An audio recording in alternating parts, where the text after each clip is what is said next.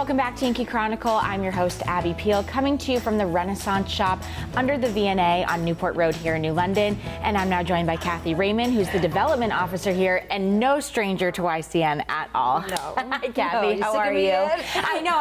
Well, I love interviewing you, and it's so fun to always talk about you. I don't know if we've sat in the Renaissance Shop before, but I'm not sure we've ever sat and talked about the Renaissance Shop, because a lot of times we have Joanne Hughes here talking about it. I don't think so. I've done a bunch of other. Yeah. Usually it's related to fundraising or an event or something, but yeah. But talk about the significance of the Renaissance Shop. I always like to ask people questions who, this is a tourist time of year in our area, so if somebody's saying, I have no idea what the Renaissance Shop is, what's the overview? What can people expect coming? Well, it started in 2004. Okay. And it was Joanne Hughes, who's no stranger to this program. No stranger. She moved from New Jersey to New London, and she was involved in a similar kind of a shop that helped us, I think it was a children's hospital in New Jersey.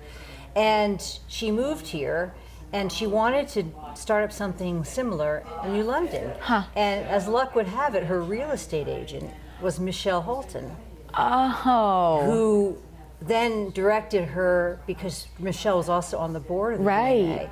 And when she got talking about she'd like us to support a nonprofit, of course, Michelle said, well, I have an idea. Amazing. It's amazing. And it was like, it's just serendipity that she knew her, and that was recommended.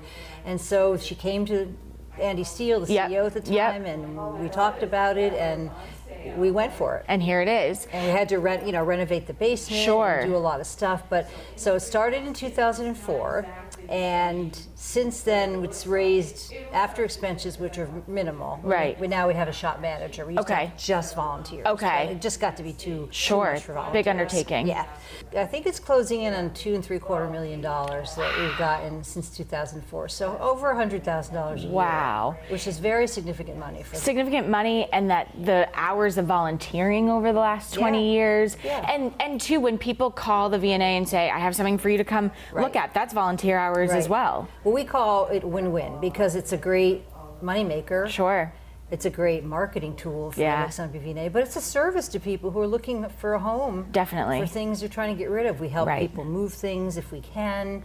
It's just, it's a win-win all the way around. And I will say to the community that we are selective about what we take. We call it a high quality resale shop. So it's antiques, furniture, china, jewelry, collectibles. Well, this is the chair I'm in is an Ampapanusic Mills chair. Things are changing. Like, you have to come in regularly. I say that. I work upstairs, and I never do it. But now I'm down here today, and I'm looking around. Yeah, you're like, oh, that's pretty nice. Yeah. So we keep it varied. We do reserve the right not to accept things if we don't think they're appropriate or they'll sell. Two things that we do not accept for sure are mattresses and large appliances. You can't bring your refrigerator here, But you would take like a bed frame. Yes. Oh, yes. Yeah. Furnishings and all that kind of stuff. So it's great. It's fun. It's great. It helps people get rid of things, and they feel like they're giving it to a good cause. And it's always changing. We tell people just come in, and we have the showroom where we're sitting today, and across the parking lot there is the barn, which has more stuff in it. And there's periodics, or pretty frequently, there's a sale or a promotion.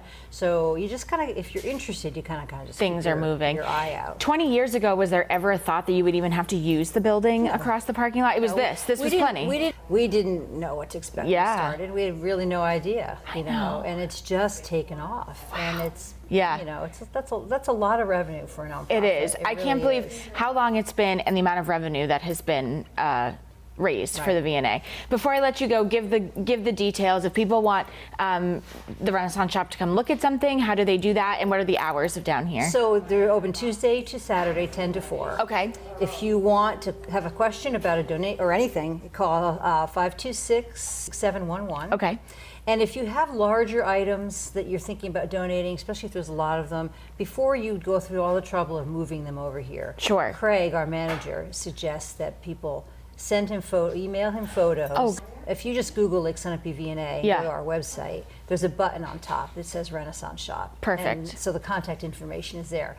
But if you rather than bring a truckload of things that we may or may not be able to accept, they really appreciate like reaching out, calling, emailing, and saying, "Here's what I'm thinking of donating." Sure. So Amazing. that's for larger items. Yeah, that makes a lot of sense. Yeah, Yeah. Well, congratulations on 20 years Thank of you. something that was probably not expected for the VNA in a long-term plan 20 years ago, but here you are, and how amazing it has been, and money that you never thought you'd have from a sweet shop down here. So everyone should come and check out the Renaissance Shop.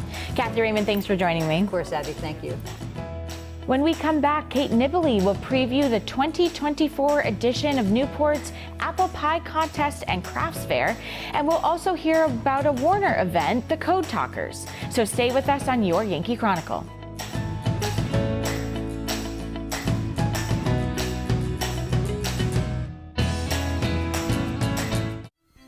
This program is supported by Main Street Bookends of Warner. For books, toys, games, cards, gifts, and a gallery of local art.